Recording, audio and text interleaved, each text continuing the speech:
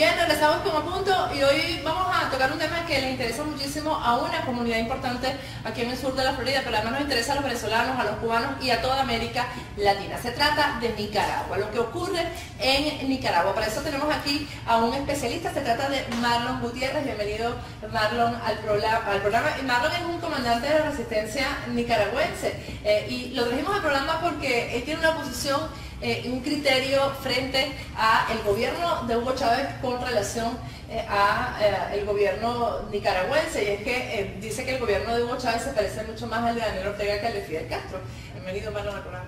Gracias, Patricia. Sin lugar a dudas, tanto el gobierno de Ortega como de Hugo Chávez son franquicias del gobierno de la tiranía comunista cubana. O sea, ellos prácticamente han seguido, son una copia al carbón de lo que Fidel Castro ha diseñado, no solamente para Cuba, sino para Nicaragua y ahora pues a Venezuela, ¿no? Es la nueva versión.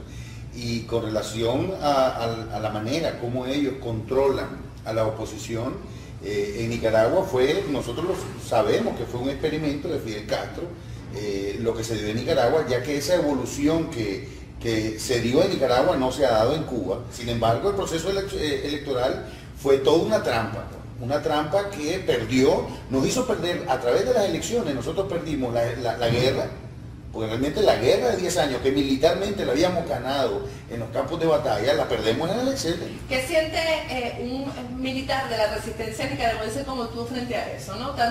¿Cuántas vidas se perdieron en esa guerra? Te podría decir que más de 100.000 muertos en una población de menos de 5 millones de habitantes, imagínate, o sea, es un porcentaje verdaderamente alto. El ejército de la resistencia, que sin lugar a dudas fue un ejército que realizó una de las campañas militares más sangrientas en una guerra sofisticada, y la guerra fue estruendosa, fue sangrienta, y fue frustrante ver que casi el 50% del ejército nuestro cayó combatiendo al ejército enemigo dirigido por soviéticos, cubanos y libios, ¿no?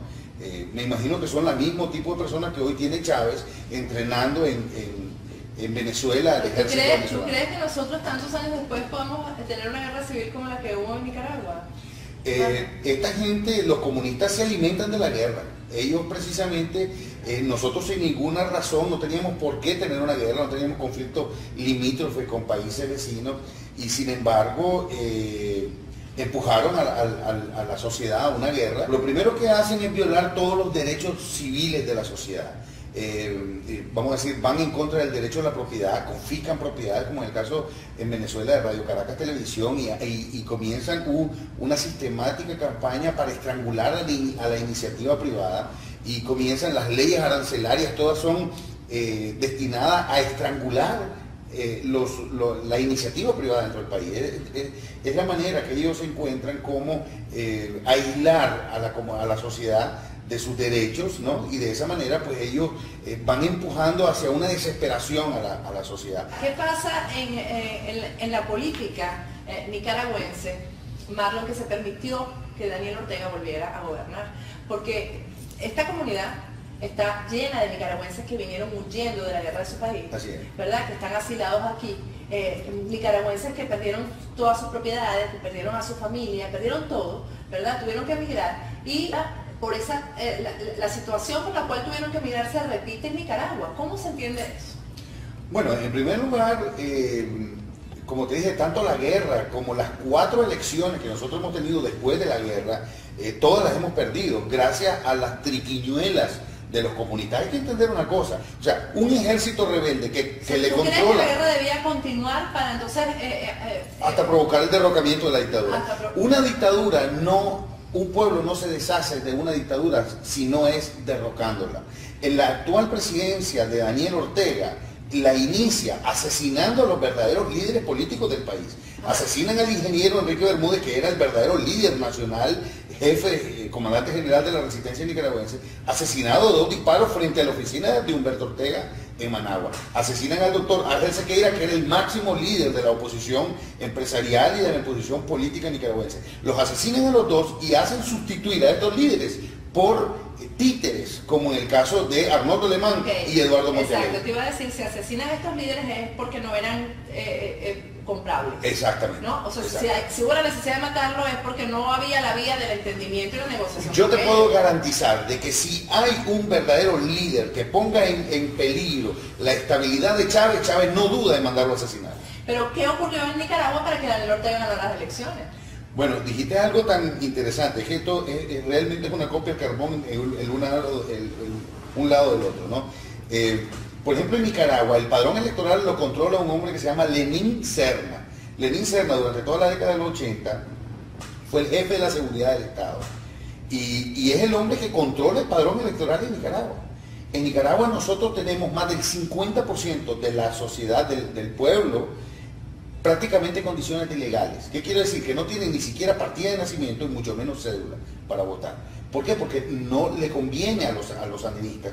Y yo te aseguro que en Venezuela ese padrón electoral está lleno de los guerrilleros de la FARC, claro, de internacionalistas, sí. Internacionalistas que de todo el mundo, de nicaragüenses, de cubanos, porque ¿quién controla el padrón electoral si no son ellos? Por eso cualquier proceso electoral, cualquier proceso de negociación con una dictadura no solamente está destinada al fracaso, sino a legitimarlo, a convertirse en el sistema político que utilizan estos dictadores para perpetuarse en el poder. Y realmente lo más penoso de todo esto es de que nosotros los nicaragüenses seguimos, después de más de casi 30 años de lucha por alcanzar la libertad, la democracia, la justicia social, por lo que hemos luchado tanto, por lo que han muerto miles y miles de personas, estamos casi peor que cuando comenzamos.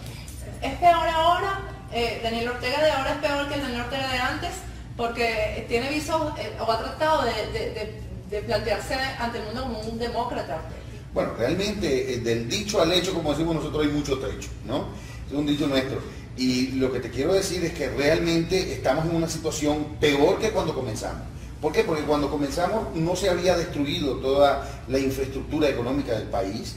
Es como, yo te aseguro que Venezuela no va a ser lo mismo en 20 años, porque en 20 años va a ser una ruina, pues. Es lo que... Ya prácticamente ya está reconstruir. Ahora, nosotros comparamos, por ejemplo, a la Cuba del año 59, a Cuba hoy, y vemos que La Habana, lo que fue una de las capitales, que la podemos comparar con cualquier ciudad europea. Nosotros estamos en una situación, y lo he dicho muchas veces, yo tengo mi propio programa de radio, y lo he dicho muchas veces, de que realmente nosotros estamos en una condición peor que cuando comenzamos, porque cuando comenzamos pues no teníamos casi 100.000 muertos, no teníamos la economía del país destruida, no teníamos todo un éxodo, o sea, mira cómo sale, hay una guerra en Nicaragua, ¿no? De 10 años, la guerra de los 80, sí. Al finalizar esta guerra en 1990 hay elecciones, nosotros los nicaragüenses nunca hemos elegido a nuestro candidato, siempre nos los impone, alguien impone, pero en definitiva, Arnoldo Alemán llega a la presidencia y lo primero que hace es legitimar y reconocer al ejército y la policía, porque esa es una cuestión muy importante. Los sandinistas como partido, ellos realizaron el saqueo, lo que le han llamado la piñata. O sea, todo lo que ellos habían confiscado, en el momento que pierden las elecciones, lo privatizaron. ¿Qué ocurre con eso? Okay. Esas propiedades robadas, que era del Estado, en el momento que pierden las elecciones, entre comillas, la privatizaron. Pero la privatizaron a nombre de ellos. Y las empresas más importantes las pasaron a nombre del ejército. O sea que hoy el ejército de Nicaragua administra las 300 mejores empresas del país que fueron robadas a sus legítimos dueños. O sea que prácticamente el ejército es una propiedad del partido. O sea que la alianza entre el ejército y el partido es algo similar a lo que existe en Cuba y a lo que está pasando en Venezuela. Y a lo que está pasando en Venezuela. Y es un sistema aplicado en Rusia, en Irán, en Irak, en Vietnam, en todos los países. Hablábamos en el corte, Marlon, de la impunidad que es típica de estos gobiernos, ¿no? De los crímenes que se cometen y nunca hay responsables, ¿no? Y eso está pasando en Venezuela y ha pasado en Nicaragua. También, por supuesto, en Cuba. Claro. Y los horrores que se vivieron en Nicaragua, porque nosotros, a diferencia de todavía de Cuba y Venezuela... ¿Quién las pagó? ¿La culpa de los horrores del gobierno de Daniel Ortega quién las pagó?